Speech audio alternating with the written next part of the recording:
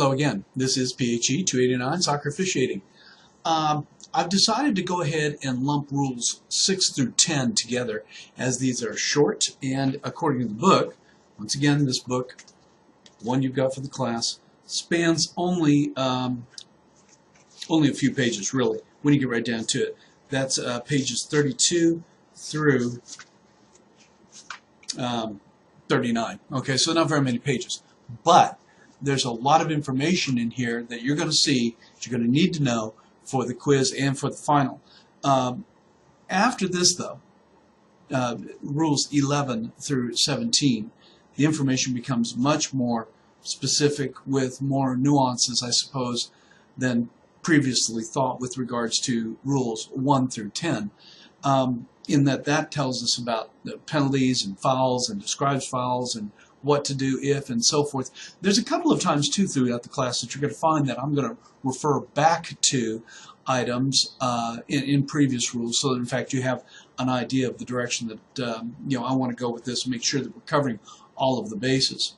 Okay, so as a quick review, up to this point we've reviewed the field of play, the ball, players and the substitutions. Item number 4 was players' equipment, and rule 5 was the officials. 6 through 10 includes a variety of things. For example, ball holders, timers, and scores. The next one will be the duration of the game, or the halves, the selected periods in that. Whether the ball is in and out of play, how to start play, and how to score. Now, you got to describe that in order to know how to actually get points on the board, so to say. So let's go ahead and begin. And so I don't mess this up. I'm hoping this is the one.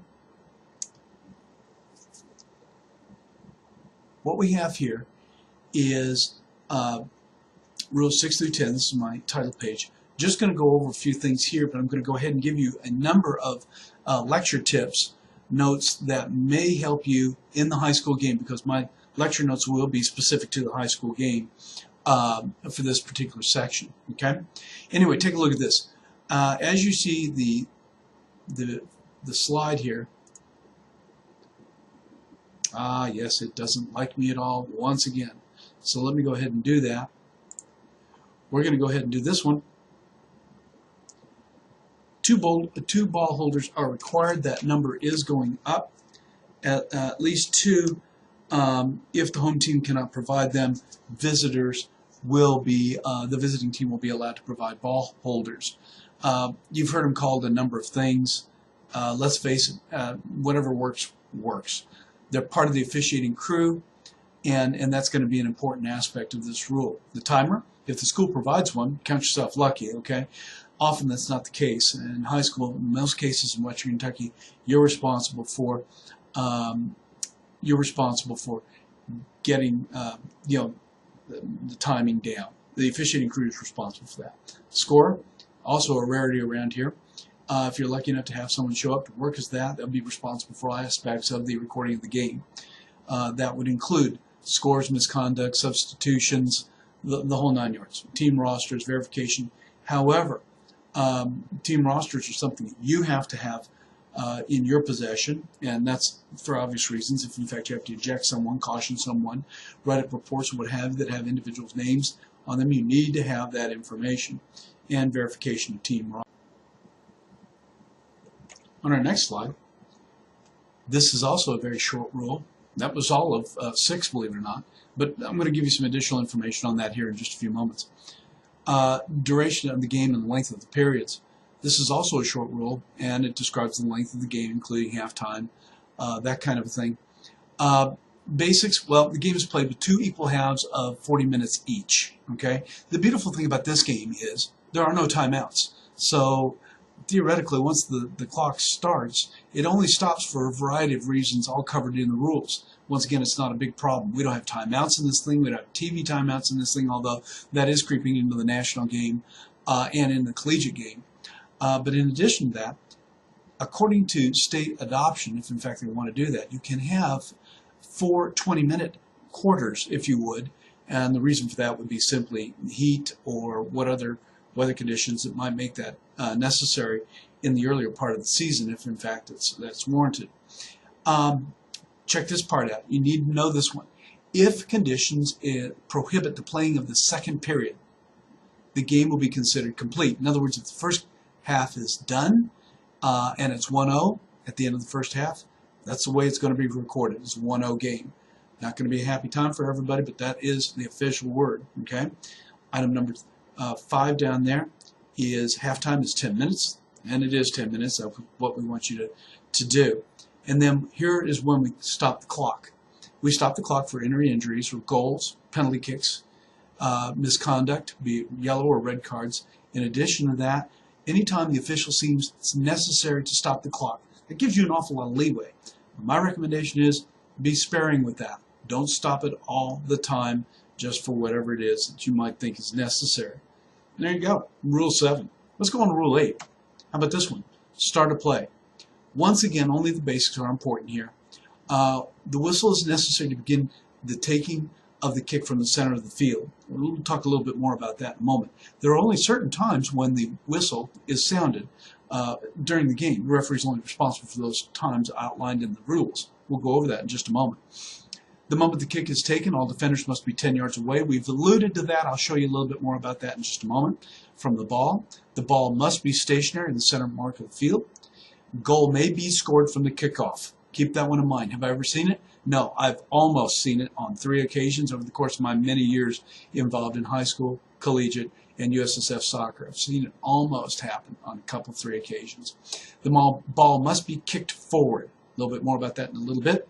And after the kick is taken, it may be played by any other player other than the person who initially put the ball into play. If, in fact, the person who put the ball into play by kicking it forward kicks it again before anybody else has, we have what is known as a double touch. And that is an infraction of the rules. A minor one, albeit. And we have an indirect free kick for the opposing team from the spot of the infraction. You'll hear more about that later, but that is how we will address this particular infraction. I do want to mention one other thing.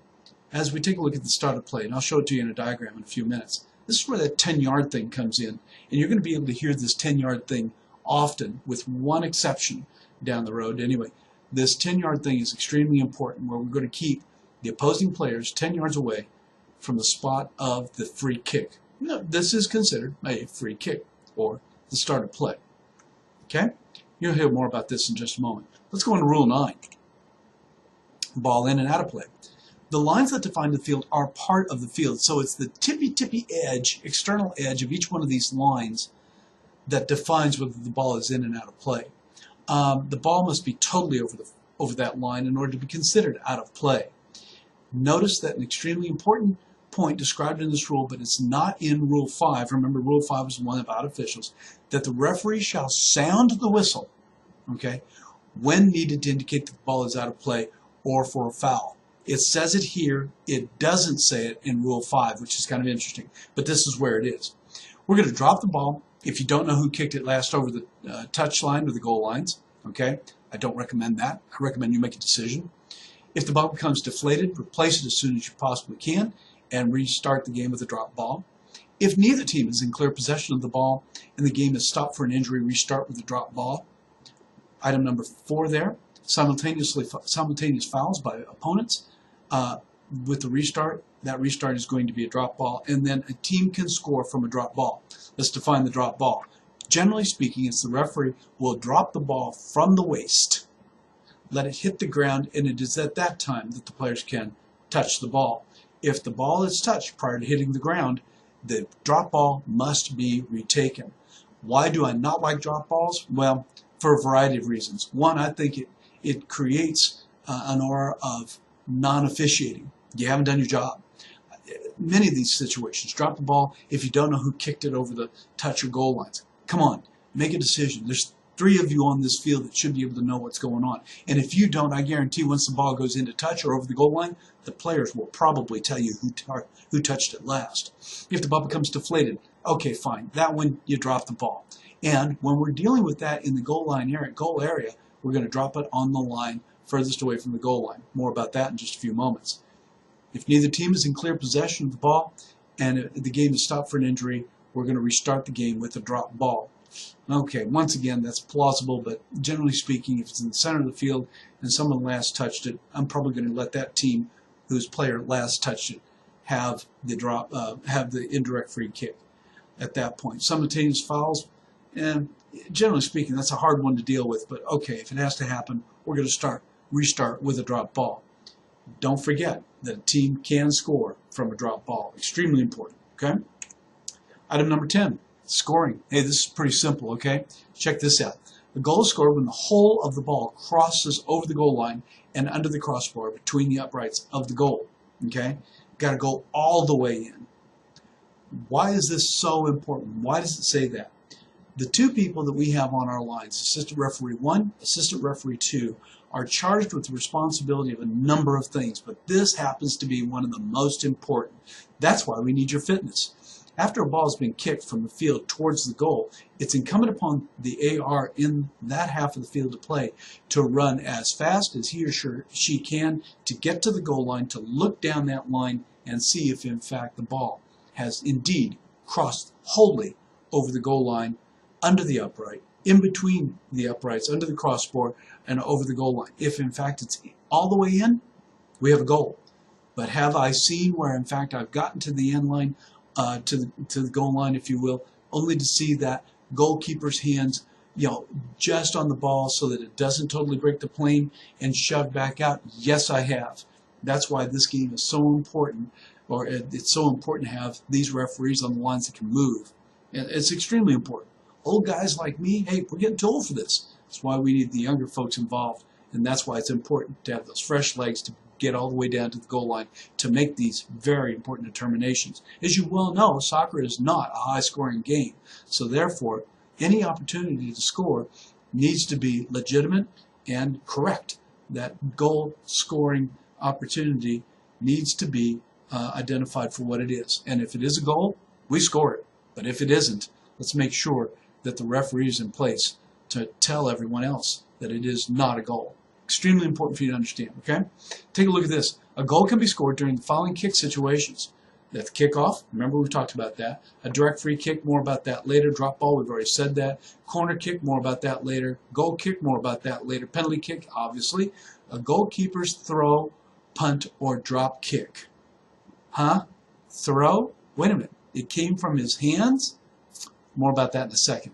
A goal may not be scored by an indirect free kick, a throw-in, free kick into one's own goal, corner kick into a team's own goal. That would be really, really tough, okay? A goal kick into one's own goal, all right? So those are the areas in which a goal may not be scored. These up here: kickoff, direct free kick, drop ball, corner kick, goal kick, penalty kick, or the goalkeeper's throw, punt, or drop kick may score. A couple of points to remember, though, with regards to scoring.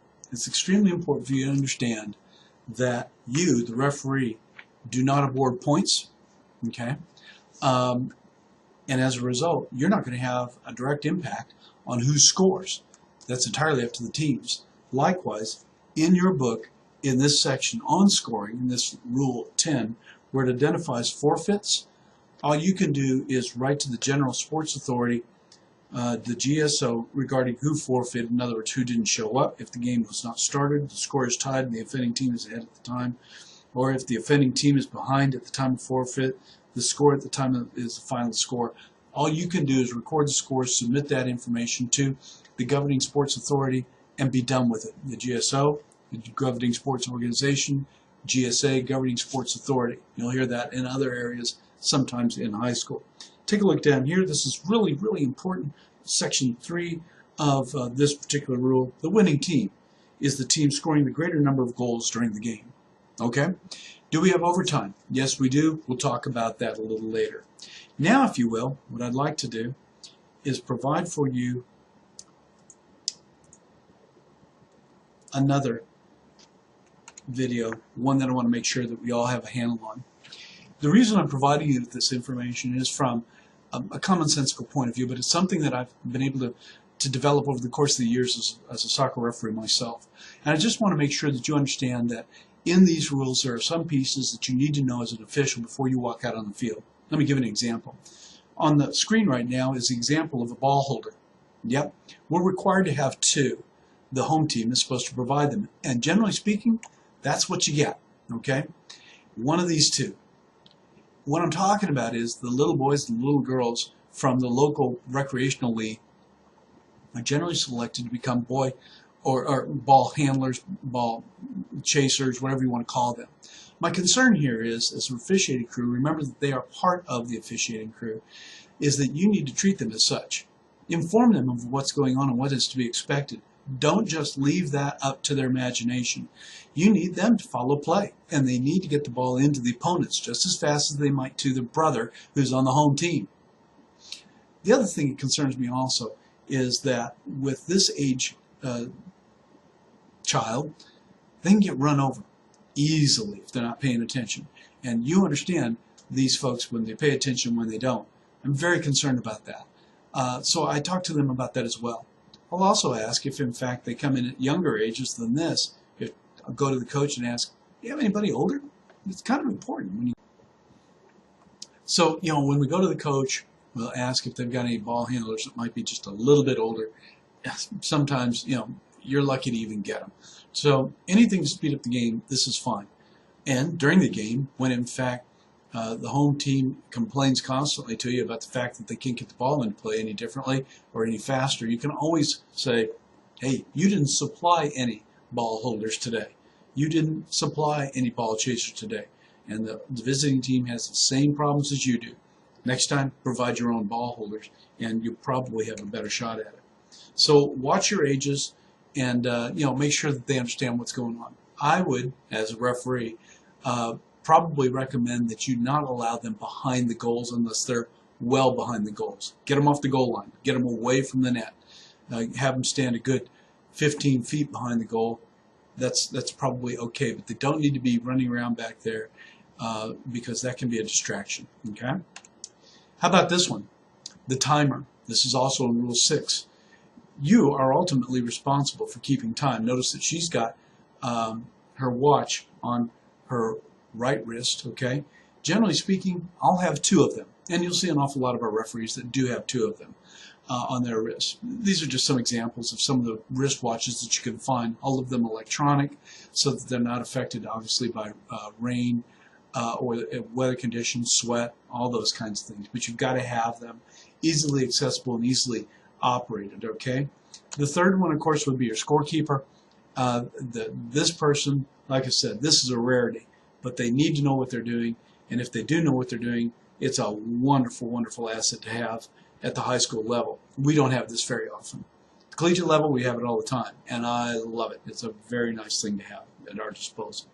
Hey, the next rule, ball in and out of play. In this particular case, I think I may have I went a little fast on that. I think this is, let's make sure I did that right. Duration and length of games where at start of play. Yeah, that's not what I was looking for the start of play, unless, of course, that might be the ball at the halfway mark. Ball has to be stationary in the center of the field, okay? But in this particular case, I've skipped rules on you, and I've gone with balls in and out of play. This particular ball, we'll get to the other one in just a moment. This particular ball is still in play and would be even if the right portion of that ball were almost over the outside edge of the left part of that line. It would still be considered in play, but the assistant referee, more than likely, is the person that's going to have to make that judgment and let the officiating crew and the players, spectators all know that the ball is still in play. So pay attention to that when it's in your quadrant. Take a look at this, just a little bit more of a diagram regarding what's in bounds and what's out of bounds, okay? Notice the ball in the middle there is still in play, okay? Or into touch, if in fact they were on the touch line. We've also talked about how to put a ball back into play if it becomes deflated. You may remember that I mentioned this back when we covered the ball in Rule 2. If in fact the ball becomes deflated or defective during play, we replace it and drop it from the point at which it became defective. The big difference here is going to be where we do that within the goal area. Let's take a quick look at that now.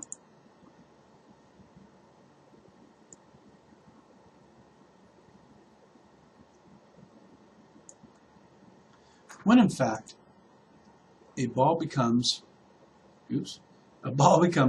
deflated right in here. What's going to happen is you're going to place yourself over the goal line area, over that parallel line right here, parallel to the goal line, and you are going to drop the ball right there. You will not, if the ball were to become defective inside the goal area, you're not going to drop it in there. Rather, you're going to drop it out here. So certainly do that. Do that correctly, because it needs to be on the line nearest to the point where it became defective. I would rather not drop the ball right there, but you can see how that might work.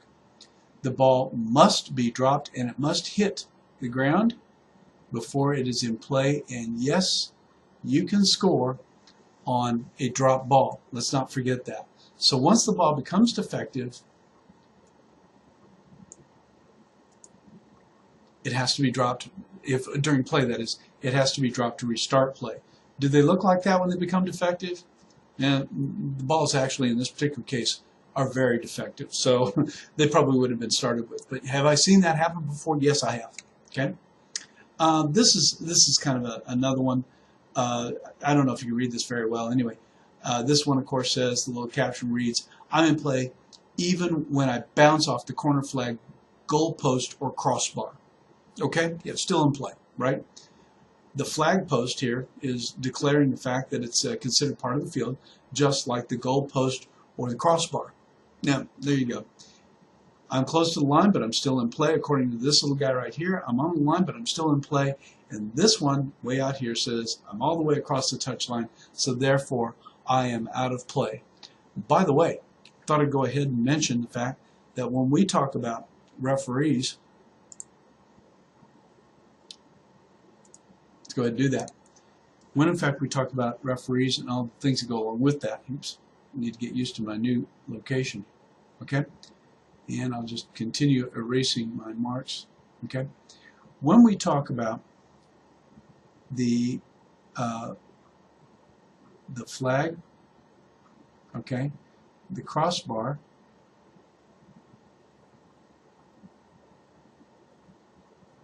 or the uprights of the goal,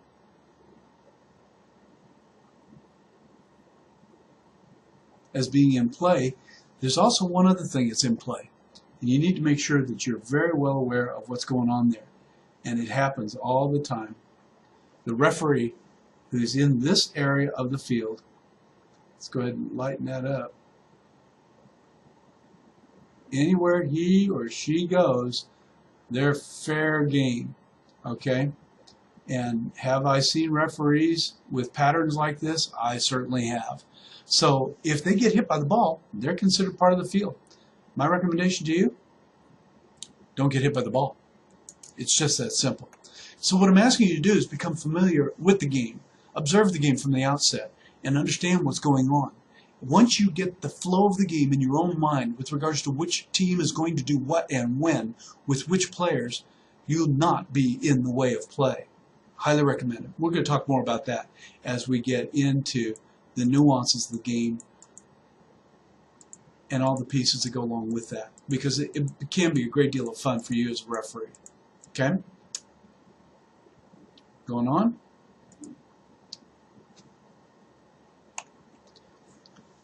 Here we go. Start of play. I'm sorry I had that out of order. Start of play.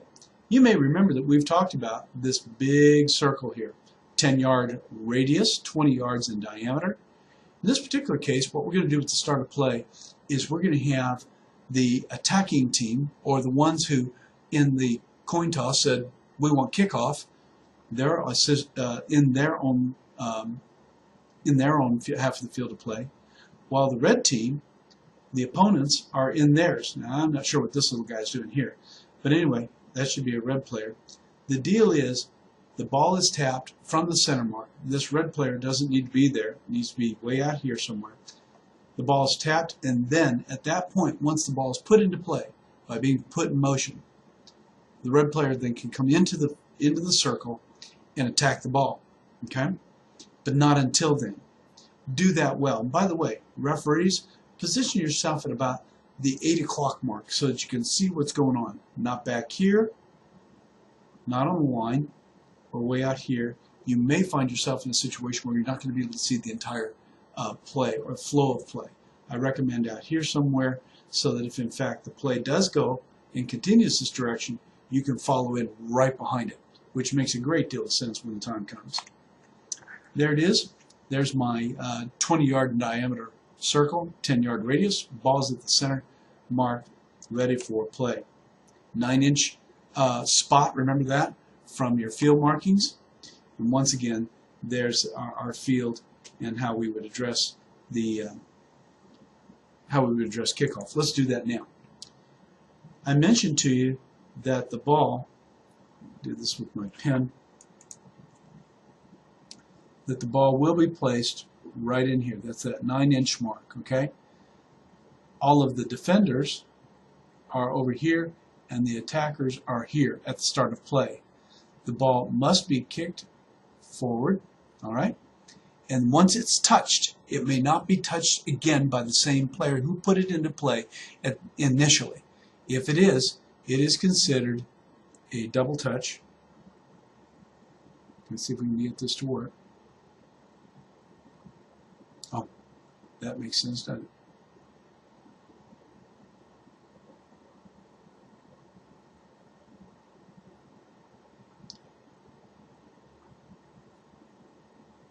And if you have a double touch, you have an indirect free kick foul. And if that occurs, and you're going to see me do this, you need to hear this, IDK, indirect free kick, given to the opposing team from the spot of the foul. So, if in my example, the player who put the ball in play touched it again, say for example, ran onto it right here, all right, ran into it here, the defending team will now get a chance to kick the ball in this direction, more than likely, as a foul, an indirect free kick foul. Okay? That's what that's about. It's extremely important we understand that. Attackers, the first part of the, at the start of play, are in one side of the field, defenders are on the other side of the field, and that's the way we go. If we did that at the coin toss, where we made this decision, that, say for example, whoever, Team A won the coin toss and elected to kick, the Team B decided to defend this goal here, okay? If they decided to defend this goal here, A will be kicking in this direction, that's fine. At the beginning of the second half, it's going to be flipped around, okay? So now we're going to have the defenders over here, they'll be kicking this direction, and the attackers will be defending this goal. So we're going to flip them around at halftime. After that 10-minute interval, remember that? We're going to flip the teams around, and the attackers now will be on this end of the field, and the defenders over here. We also do this, we also have this method of restarting play after a goal, okay? So, let's say, for example, Team A scores. We're going to give them a goal, okay? I kind of like to identify the player and the time, okay, on my data carrier. Showed you that stuff under the Rule 5, remember, about the officials. I like to record all that stuff. Team A scores. Once that happened, Team B will now kick off. Now, what happens? If Team A scores, let's just make it really silly. Team A scores by putting a ball into the net. Everybody goes crazy. Well, what we'll do is we'll now let Team B kick off, but in this time, in this situation, they're going to kick off in this direction. Okay? We only do the flip of the teams at halftime, or at specific intervals, depending on how we play it and where we play it. Different states do differently, okay? All right.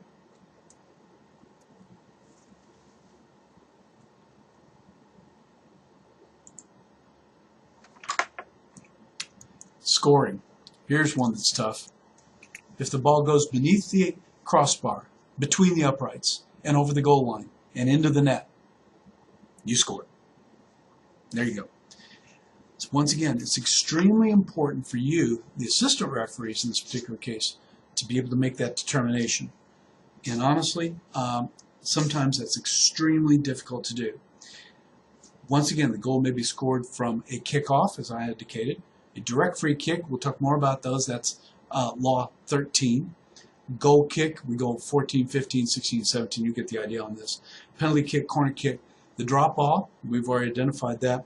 And the goalkeeper's throw. Goalkeeper's throw, wait a minute, I didn't think you could use your hands. Well, the only person that can do that is the keeper. What I want to do is take a moment and show you something right here. If, say, for example, the keeper has been able to collect the ball, oops, we've got the wrong application. Bear with me. There we go. There we go. And let me get rid of a whole bunch of this stuff so that you can get a better feel for what's going on.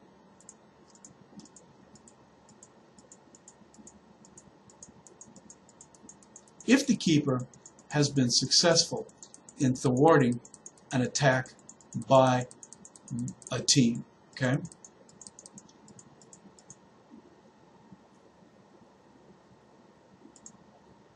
Okay. Not going to let me do anymore, huh? Hang on.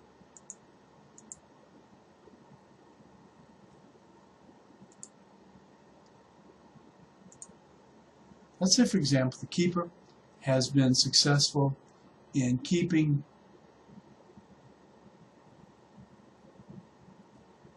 the ball, collects the ball here. And let's just say, for sake of argument, that we have an incredible 40-mile-per-hour wind coming from this direction. Have I ever seen this? You darn right I have. The keeper, who is also a breaststroker during the summer, the guy or gal could really do this thing. Got some incredible arms, and generally speaking, believe it or not, I have seen swimmers that have played this sport that have been able to do this very, very well. They take the ball and they haul it, and it goes into the opponent's net. I've seen this happen, get close. I've never seen it score. I've seen it get close before, especially when these kinds of conditions occur. 40, 50 mile an hour winds. Yeah, I've seen that kind of gameplay. It's ridiculous. It's really not a lot of fun to do. But nevertheless, I have seen it. It does create some interesting scenarios that you can imagine. But here's the point that you need to hear and understand, okay? Let me go ahead and get rid of some more of this, and I'll show you what I'm getting at. Because I know this is early, but you need to hear some of this so that you get a better idea of what's going on and why this can happen. If the keeper collects the ball here, this ball, if he or she lost it, becomes in play once it leaves the 18. Okay? Leaves the 18. It's at that point it becomes in play. So therefore, by definition, the ball is in play, and the only difference is that the keeper, who was in play at the time, collected the ball as a result of play, put it back in play with the throw. That's why it's identified the way it is. So, if he or she puts this thing into play and it drifts and it goes in, you've got to score. You want to explain that sometime? Wow, that would have been something. Now, does that mean that it could have bounced out here and gone in? Yeah, but I've seen it get close, but never go in, okay? So that's important for you to understand on that scoring thing. Hey, folks, honestly, that's got us all the way through page 39. And by the way, just to make sure that we're all on the same page, pardon the pun, with this thing, as we get into it, you realize, of course, that rules 1 through 10 up to page 66, up to page 39, well, honestly, that's over half of the rules in terms of the pages of the book. The rest of this stuff are the very specific parts of the rules that tell us a little bit more about what you can and can't do in terms of fouls and the penalties that are associated with that. The next rule albeit a short one, off sides. It is short, but it requires a great deal of explanation and experience to get it right. Will you get it right just from reading it? Probably not. You got to see it. So there'll be a couple of videos if I can get them in there for you. In addition to that, there's a lot of diagrams on a lot of pages in the book, and that's what makes that rule so long. That takes us up to 49, almost 10 pages worth of 10 pages worth of the book. After that, Rule 12 follows a misconduct. That's an incredibly important rule. Okay, it covers several pages, because this is where we talk about ejecting people, giving yellow cards, and all that kind of thing. Rule 13, 14, 15, 16, and 17 deal with free kicks, the penalty kick. Then we go into the throw in for 15, 16 is the goal kick and the corner kick. Definitions, as we go through the rest of the book, is Rule 18. I've been calling Rule 18 common sense. There are actually 18 rules in this book with definitions. And that's, by the way, important, and I'll tell you why once we get into that. Rule 18, we won't spend a great deal of time on that because that's something that you'll need to refer to constantly yourself. Points of emphasis, and then we get into a couple of other nuances with regards to the class and what you need to know to become a referee in high school. And basically, we're done, okay? Don't forget, you've got to be doing these quizzes on time. If you need additional information about becoming a high school soccer referee, please don't forget to contact me. You've got my email address. We'd love to have all of you involved next year.